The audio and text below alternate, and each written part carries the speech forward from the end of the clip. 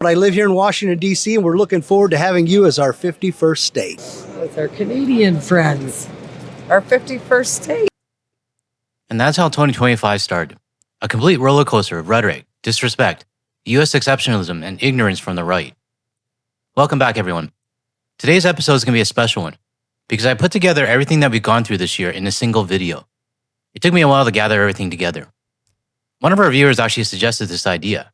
Unfortunately, I can't remember who because my inbox got buried right after that.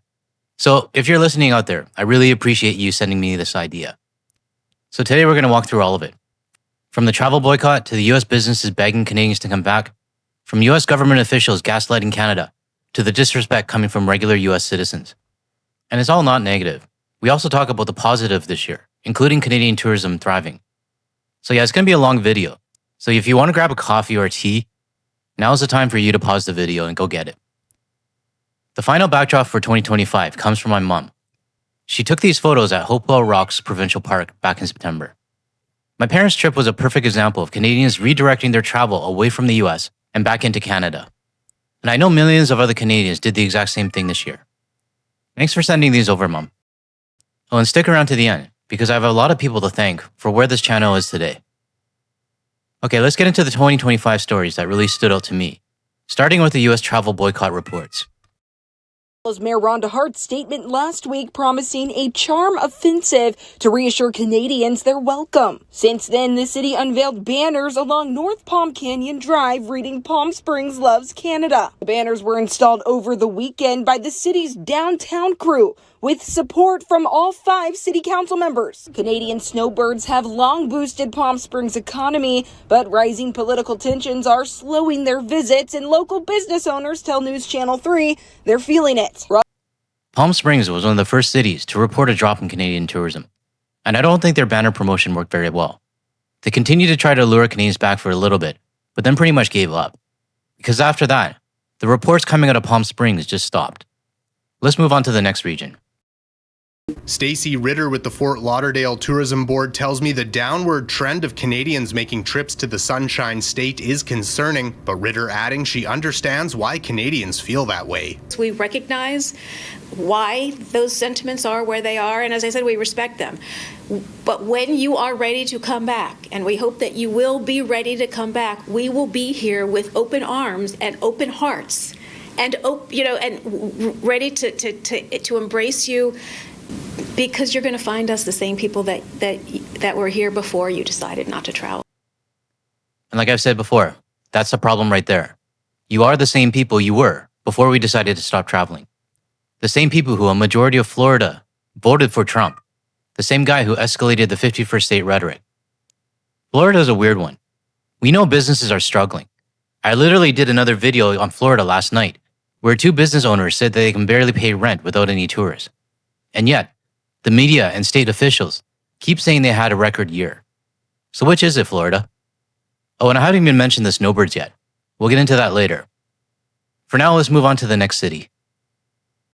A U.S. border city is hoping to win back Canadian tourists. That billboard that is now up next to one of Toronto's busiest highways. The message from Buffalo, New York is a response to Canadians boycotting travel to the U.S. because of the trade war and President Trump's 51st state rhetoric. Officials in Buffalo say Canadian visitors have meant as much as $1 billion for the city's economy. In February, when tariff talks started, we pulled back on all of our advertising because we were getting some negative sentiment, obviously. And we thought this was an opportunity with Canada Day just to dip our toe a little bit into the market again and see what the sentiment is. I'm sure many of us remember this one. You guys definitely let him know that the billboard was tone deaf and that we didn't want it in Canada. I know this because a lot of you actually emailed him and CC'd me on it as well.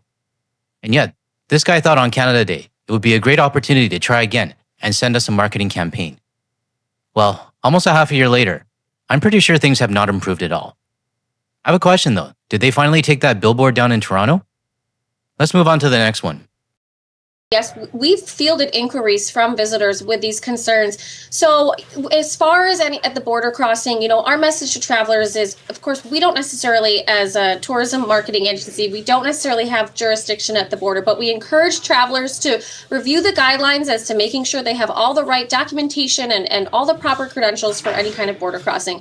But what I can wholeheartedly assure your viewers is that if you come to Rochester, you will be welcomed, you will be safe, and really we miss our Canadian our visitors. And so that was why we wanted to write a love letter saying we see you, we miss you.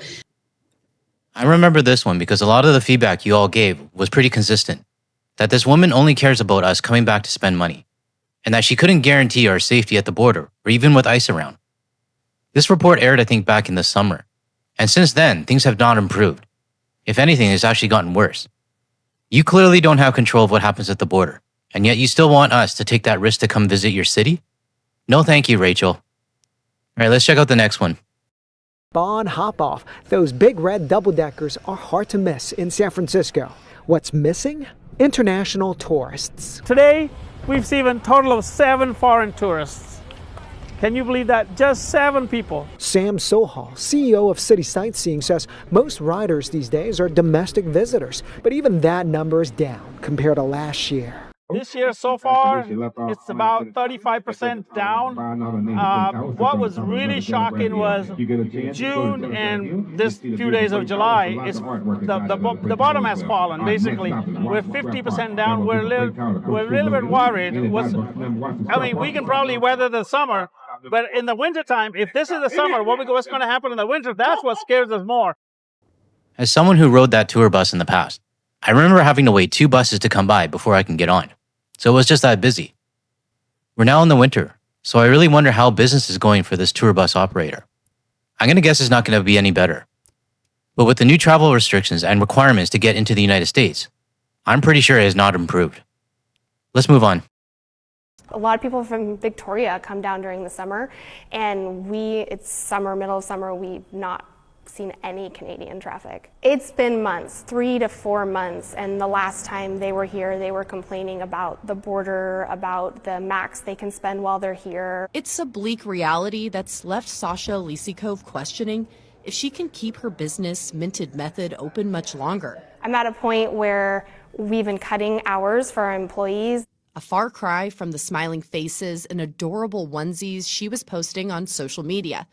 Sasha picked up her phone and set the record straight that things were far from sunny. I'm at a point where I didn't want to just suddenly close on our customers without giving them a heads up and the local people that could maybe help support this, since we are really reliant on the Canadian traffic to come down here. Any stories relating to Washington State definitely hits closer to home for me. I have a lot of history with these cities just across the border. Day trips and weekend trips to Blaine, Bellingham, and Seattle was a regular thing for me. My wife and I would spend a lot of money there, but that all stopped in 2025. And I know it stopped for many of you as well. Some of the US border states that we thought we were close to have really started to show their true colors. I'm not saying this lady in particular, but other business owners have made it pretty clear who they voted for just by what they say. And I'll get into that shortly. But first, let me talk about one more business owner who didn't realize how much he relied on us. What were numbers looking like, if you can give us a general sense? Like, how much of a loss did you face this year? This summer was brutal. 25-30% down. Down enough that owner Skip Norfolk struggled to pay his team and vendors. We're not getting the volume of people that we used to in the Arts District, and here we are. Norfolk blames declining tourism, especially from Canada. I was blown away how many Canadians aren't coming to Las Vegas right now. September, October, November, December, they make up almost 12% of what we do here, and we've gotten very little or zero. Canadian tourism dropped 20% in August. The LVCVA said many stopped visiting after U.S. imposed tariffs. Overall, tourism fell 4.4% compared to last year. I didn't realize how heavily we do rely on tourism here. Las Vegas has been giving mixed messages about tourism all year. Yes, it's gotten way too expensive to visit. That is a factor. But what they don't seem to realize is that if Trump never happened, international visitors would still be going despite the high cost. Maybe not as many as last year because of the high prices, but people would still go. What I really hated about covering Las Vegas this year was how often Canadians and international tourists were barely mentioned. On top of that, a lot of the local Las Vegas bloggers are clearly in denial about what's happening. They love their city, and I get it, but they're not reporting the full picture. So it's actually rare to see a report out of Las Vegas where someone openly admits that they didn't realize how much they relied on Canadians. For that, I give this guy some credit. Now, this last clip of US officials feeling the impact, well, let me just play it. You've seen it on my channel before. So, American businesses have been doing what they can to win Canada back. If you come from Canada with a Canadian driver's license or a passport, or you use that goofily delightful Canadian accent, we'll give you a 30% discount. Yeah, you can go shove your discount where the sun don't shine. I'm going to make sure this guy lives on for the duration of my channel. Aside from him mocking our accents and calling us goofily, it really shows how desperate they are to get our funny-looking Canadian money back into their cash registers. But wanting it back is one thing. Not understanding why we're not coming back and why we're not giving them our money anymore is a completely different issue.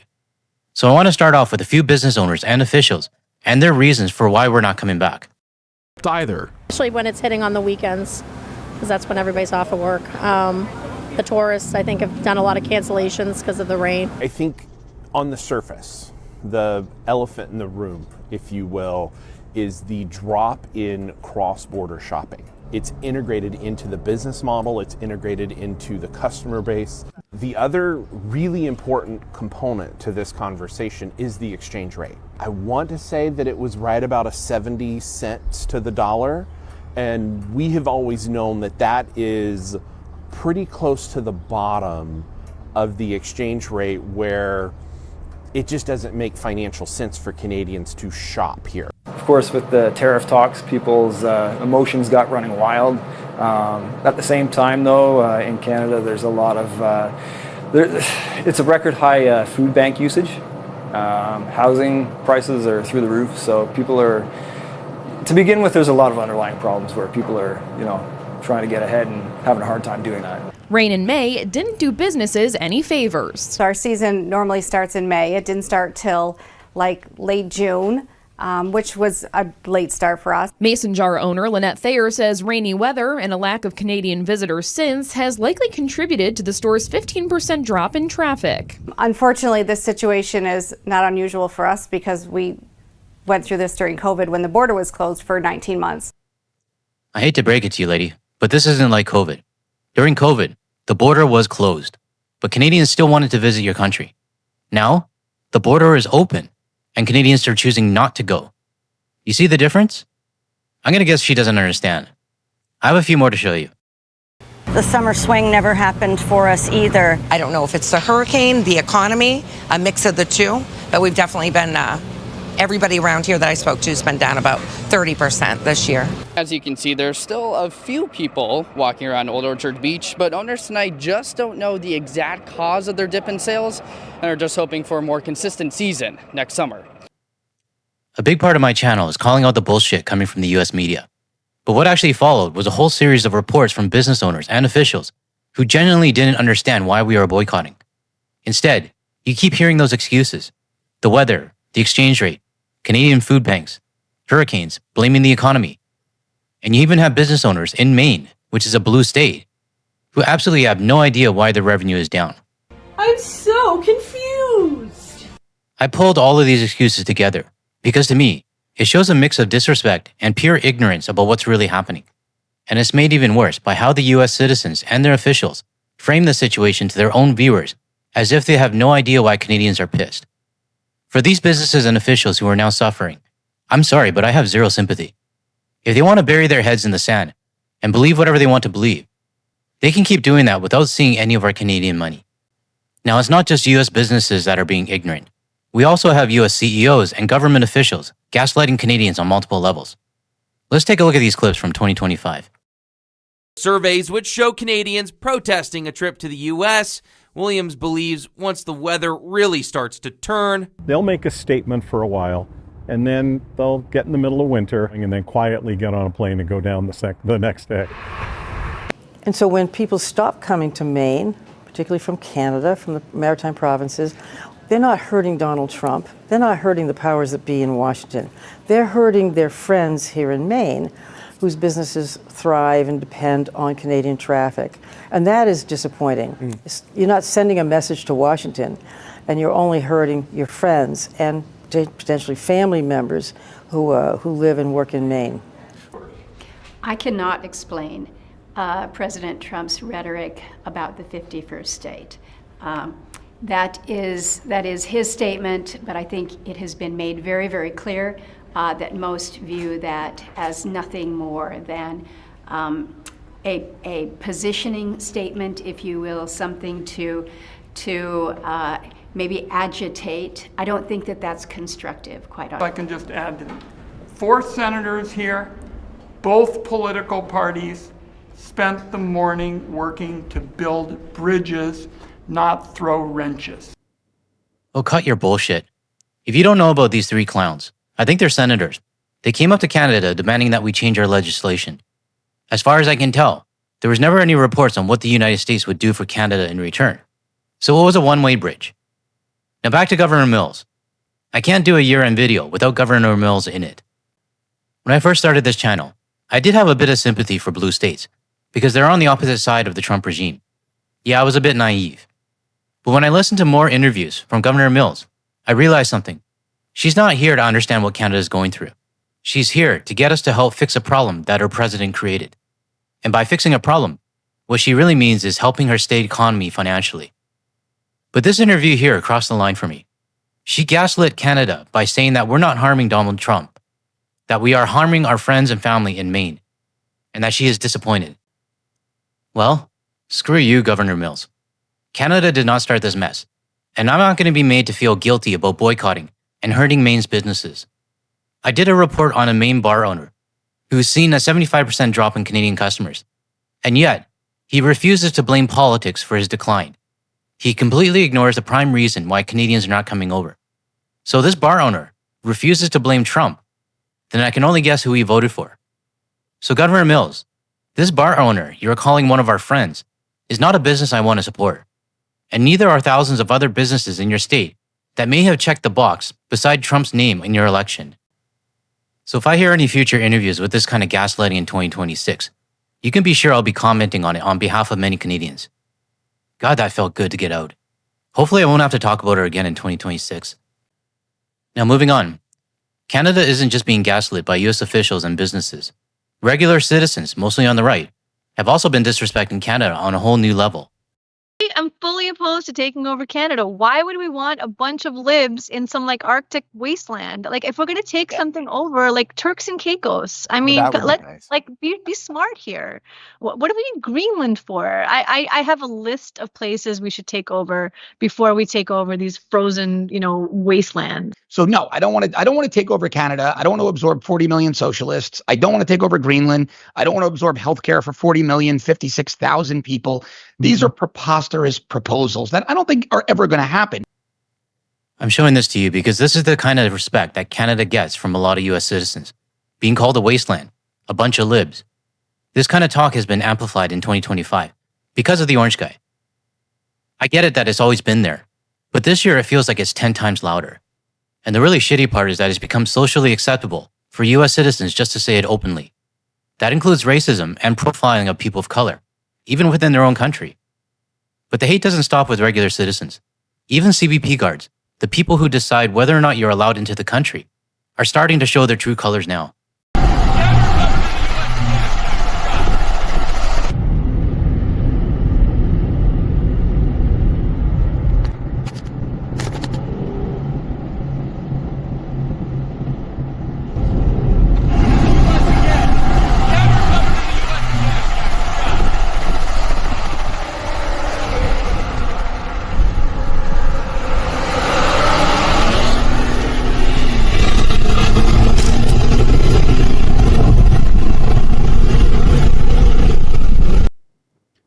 What happened to being professional while wearing a uniform? This road rage driver, who is in a CBP uniform, is one of the people responsible for allowing Canadians into their country. If he's this angry on the road, imagine what he'd be like when he pulls you into secondary. Now here's another clip from a US citizen on how he feels about Canada. Let me ask you this. All the people that live in Canada, It's not up to them. Okay. I'm not saying it is. I'm going with your theory. It's not up to them. They go broke. America just says you're the 51st state now. Every one of those people now starts into the Social Security program. No, they don't. Oh, they're the only state in the country that doesn't get Social Security? They don't get Social Security until they pay into it, big guy. Okay, so they have paid zero. Big guy. So you get none of the benefit of being American and all the detriment? That's correct. It'll take a couple of years before they get anything. See? They're going to be suffering big time. Okay. Mom, what do you think? Why would any Canadian want to become American? It's not up to them. I don't know. I mean, I do believe the United States is the best place to live. Why? Even though our country right now is going through a lot of change because of President Trump, people are going, oh my God, it will get better. And I still believe in our country. I still believe it's the best place to live. It's not. You know, like, okay, Haley, when you want to go out of the country or to a different country, do you really think that you would be able to do your bakery, do all your movements and everything that you say on social media like that in another country? Yeah, 100%. You know, this level of brainwashing when it comes to Canada and the overall rhetoric, it's honestly scary. Because these are just two parents out of millions of Orange Guy supporters who think like this. And that's also why whenever I hear someone say, the majority of Americans support Canada, I don't agree. Statistically, that's just not correct. It's also why I'm overly cautious when it comes to the United States, even when the dust eventually settles years or even decades down the road. Why? Because these two mega supporters will still be around, and they're not going to change their stance on Canada or on anything else that they believe in. Now, I'm kind of jumping around here. This next report was actually supposed to come right after the CBP road rage clip. But let's take a look. I was asked what I thought of Israel, what I thought of Palestine, what I thought of Hamas, what I thought of the students protesting, whether I have Jewish friends, whether I have Muslim friends, how I would resolve the conflict in the Middle East. Just about everything you can imagine. I spent maybe 10 minutes discussing with this Border Patrol officer the extent to which I thought a 1 or 2 state solution was possible. This is the video that really confirmed it for me, why I need to remain anonymous on my channel. This report came out, I think, in June or July. It was about an Australian journalist who was detained for over 48 hours and interrogated about his beliefs and opinions. He wasn't the only one. There were other journalists who had their visas rejected because of what they would report on and what their beliefs were. As a YouTuber who is highly critical of the Trump regime, I would not feel comfortable crossing into the United States if I needed to, especially if it was publicly known that I called Trump an idiot on a daily basis on my YouTube channel. Putting that aside, this was one of the first reports I remember where journalists and public figures were starting to run into problems at the border. By now, at the end of the year, we all know there's even more risk, not just for journalists, but for everyday people as well. With all of this happening, millions of Canadians and international tourists have decided that they're done with the United States. That includes thousands of Canadian and international snowbirds. Many Canadians with U.S. real estate are pointing to the Trump administration as a key reason for selling their properties. A Royal LePage report says 54% of Canadians with U.S. properties say they've gotten rid of or plan to sell their homes south of the border. 62% of those planning to sell and 44% of those who sold say it was due to the Trump administration. About 32% say they plan to reinvest the money from selling their U.S. home into Canada's real estate market. This conclusion is they're basically stating that 26% fewer Canadians are searching for homes on their site across the U.S. this year as compared to last year. And while all home search inquiries are down, this is the most substantial. So it does look like, at least from taking a look from afar, there seem to be less people with eyes on Florida coming from Canada. Does that translate into less sales here?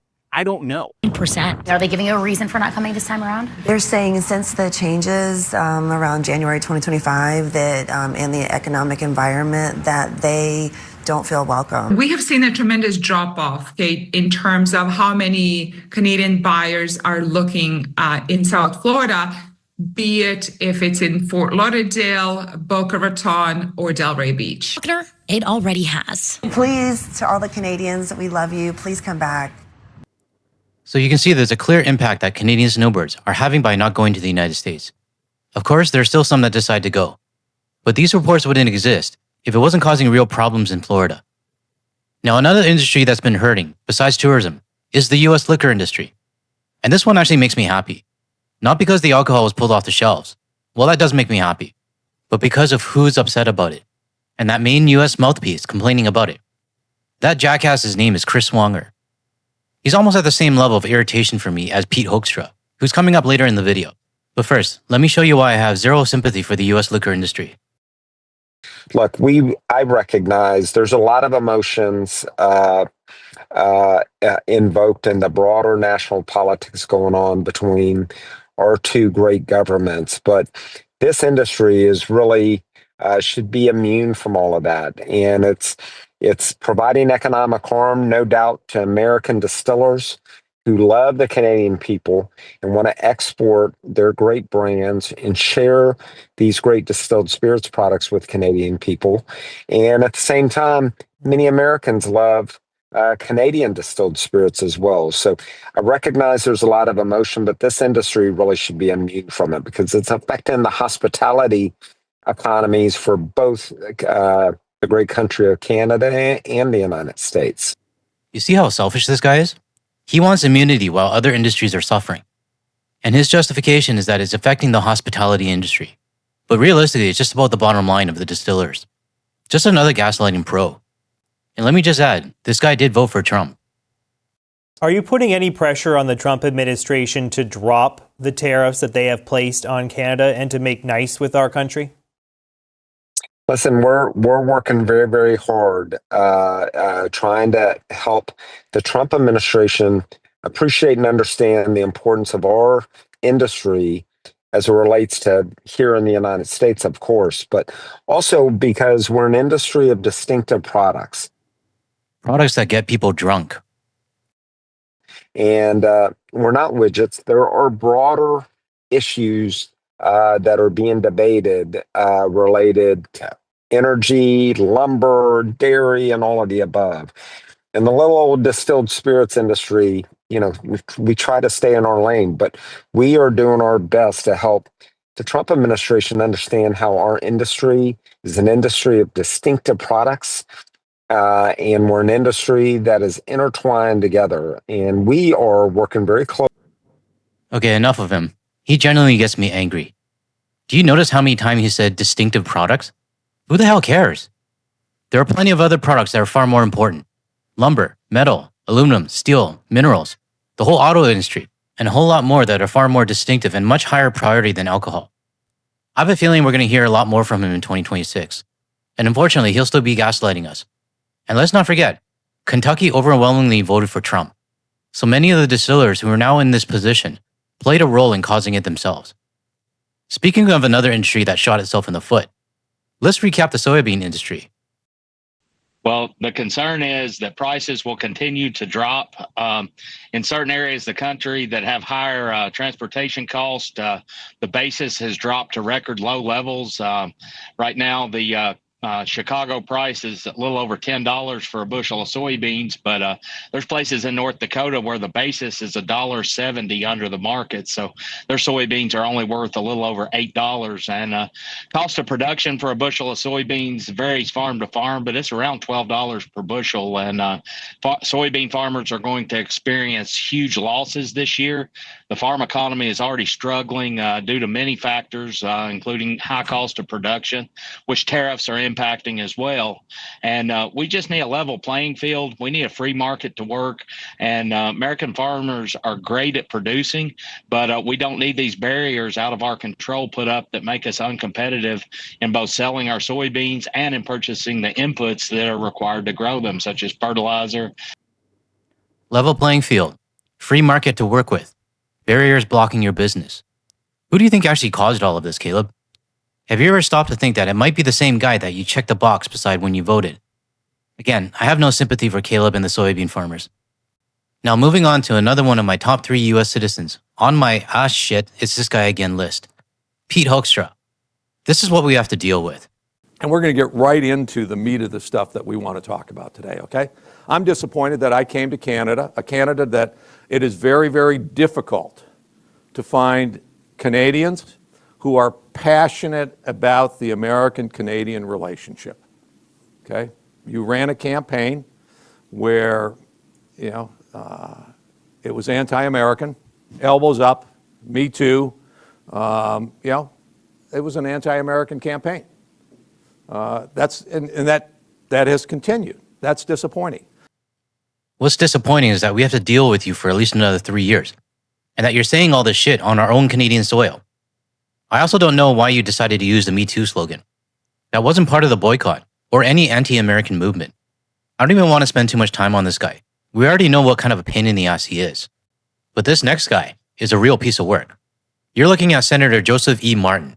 If you're not familiar with him, he's a lower-level senator in the state of Maine. Yes, Governor Mill's state. The same state who told us we're hurting our friends.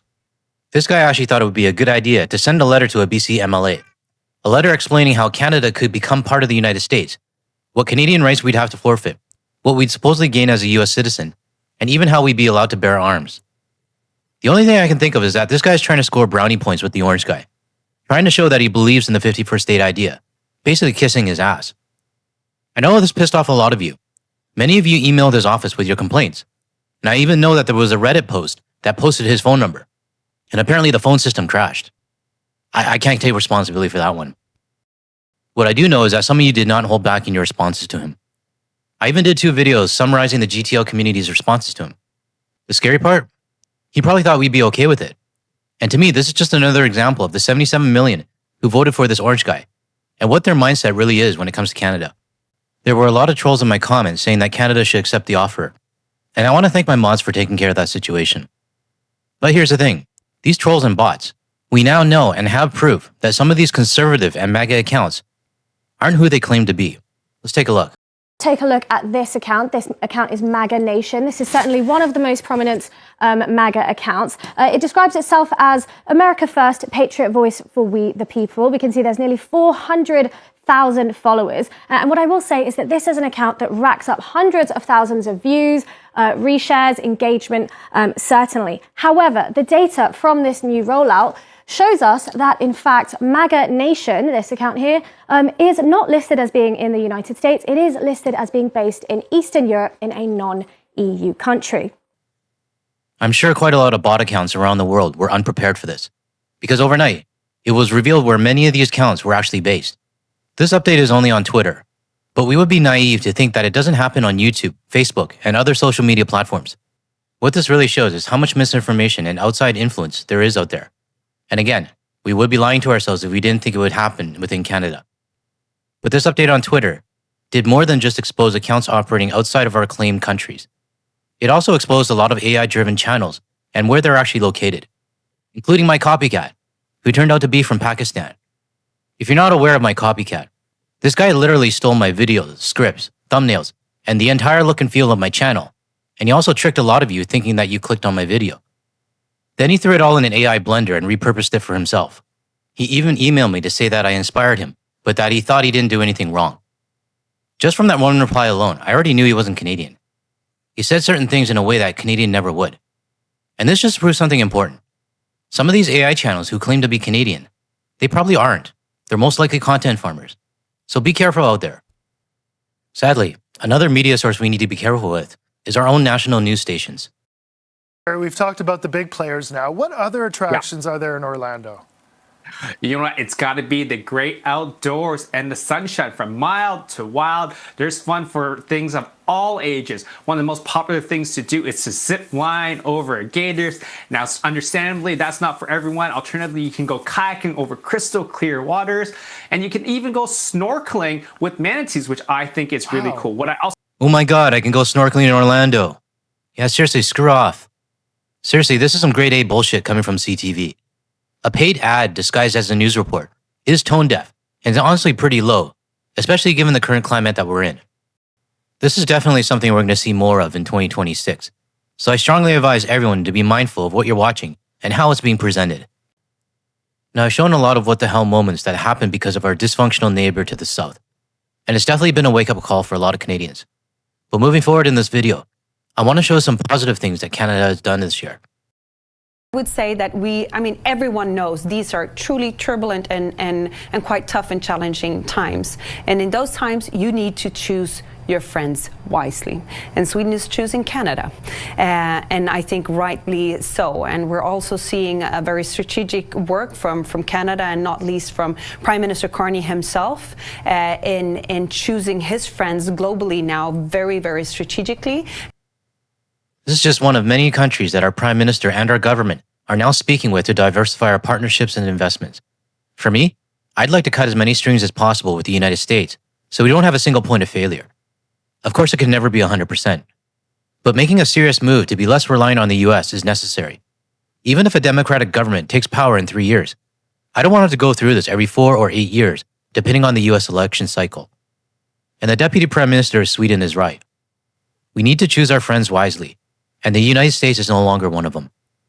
Moving on, 2025 has also kicked off the Buy Canadian movement, and there are still a huge number of Canadians choosing Canadian products, or choosing products from other countries that have no interest in trying to take us over. Actually, one reader sent me pictures of Canadian oranges. Of course, we don't grow oranges in Canada. The next day, they were labeled as oranges from Egypt, but 15% cheaper.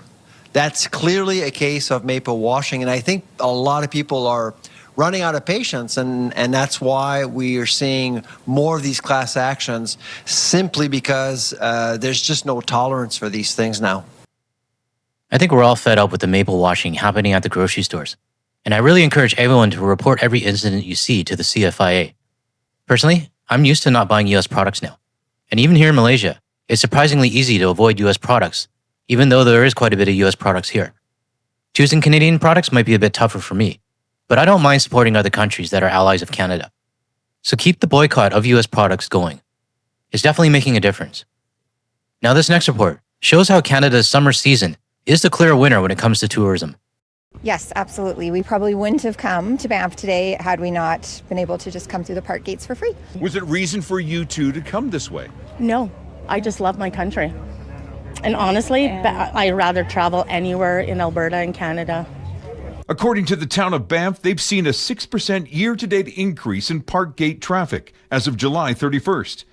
With the higher tourist numbers because of free park pass or not, the strain on the park is evident, with parking lots full, sidewalk traffic resembling downtown New York, and lineups to local shops. It's insane with people. It's so many people. Can't find a parking place anywhere, nothing. So, man, some people will bitch about anything. Even when something good is happening for the country as a whole, there's always selfish people who will see it as an inconvenience. Another example of a me person. For this traveler from Texas, it's really not that bad. You know, you talk about the traffic, it's not bad. Waiting in lines, not bad. Parking's, it hasn't been an issue for us at all. So I guess it's all relative perspective, right? From where you come from to where you are. True. This is my third time in Banff, and we didn't have to wait at all. Yeah. Looking for a hotel room this weekend in Halifax? Good luck. We are sold out enough that if the King were to venture into Halifax tonight and show up at our front door, we'd have to unfortunately turn them away. Most downtown hotels are sold out this Canada Day weekend, but even booking early isn't a sure thing, as this Ontario tourist found out. Maybe about 2 months ago, I was trying to get a nice hotel in the downtown area. And what was it like then? It was sold out. It was just, they told me it was music festivals and all of that kind of stuff. But so when I compare what I'm seeing here to the reports in the US that I did earlier, it honestly makes me happy to hear all of this. Canadian tourist spots and attractions are thriving, and even in the winter as well. And it wasn't just Canadians traveling within our own country. A lot of international tourists also chose to redirect their travel to Canada. So I want to say thank you to those international viewers and tourists who decided to choose Canada. Canadians, though, really did take the US travel boycott seriously. Not all of us, of course, but enough of us to cause the US some real pain. Earlier this year, I did a video breakdown on some of the redirected travel plans from my viewers. And honestly, some of these numbers might actually surprise you. Fish God says, I'm from BC and my 25K is going to Quebec this year. Most of us in the West don't know enough about the Eastern Canada, and this is a really good time to learn. I have to agree with him. I agree because I'm also guilty myself. Tourmaline girl, you aren't going to win us back, America. You've threatened our sovereignty. No American products or travel in my household. 2 large family trips to America canceled this year, $22,000. Lisa LeBlanc says $15,000 to Barbados, $10,000 to Mexico, without counting spending money. Next year, already $10,000 on Europe, just started booking. A total of $35,000. Philip Albin says spending $20K in Iceland this summer. I will not visit the US until the rule of law and democracy is restored. My parents, my sister and brother-in-law, and myself going to 5 different European countries, Singapore, Japan, and New Zealand. Total $65,000 lost to the US. Okay, I'm going to start doing some summaries on these because some of the messages are actually getting a little bit too long. This person here, $15,000 would have went to Disneyland. Instead, they redirected it to Euro Disney in Paris. Feel free to pause if you want to read the entire message. This person here spent $25,000 to $30,000 on their trip to Australia this year, which I'm assuming probably would have went to the US. But next year, it looks like they're going to be traveling to Japan, and it doesn't look like they're going to the US anytime soon. Off to Iceland and Norway this summer for us at a cost of about $35,000. We'll never return to the US again. Elbows up. This person looks like they canceled their cruise to Hawaii. Spent about $10,000 on it. Now they're going to redirect it to a cross-country rail trip. That video went on for at least 25 minutes, just reading out your redirected travel plans. And it really proves just how much money the United States is losing to Canada. Not just to Canada, but to other countries around the world who are now reaping the benefits. And this trend is going to continue in 2026. Because with the social media requirements, mandatory photos, biometric scans, and whatever new visa fees the United States decide to add in 2026, they're doing nothing but digging themselves into a deeper hole. There's a lot more I could have added to this video, but we're already 41 minutes in, and I'm honestly not too sure how many of you are still watching. But looking back, it really has been a hell of a year, and I'm ready to put 2025 behind us. Unfortunately though, and just being real here, 2026 doesn't look like it's going to be much better. What I can say is this: Canadians are going to be more prepared for what's coming next year. And my gut tells me that the US travel boycott is only going to get stronger. And my gut tells me that some of the Canadians who have been on the fence until now are going to finally say, all right, that's enough for me. I'm done. So let's hope that happens. So to close off this very long video of me talking in my monotone voice, and trust me, I'm kind of tired of my own voice as well, I want to sincerely thank all of you who have helped this channel get to where it is today. We're currently sitting at about 110,000 subscribers at the time I'm editing this video. And honestly, when I first started this channel, I would have been happy with 3,000 subscribers by the end of the year. So this still feels pretty surreal to me. I want to thank my moderators for helping to keep the comments civil and for consistently reporting anyone causing problems. I also want to thank everyone who's taken the time to send me links and articles and reports. A special shout out goes to Abby and YUL Spotter. You have both been a huge help to this channel.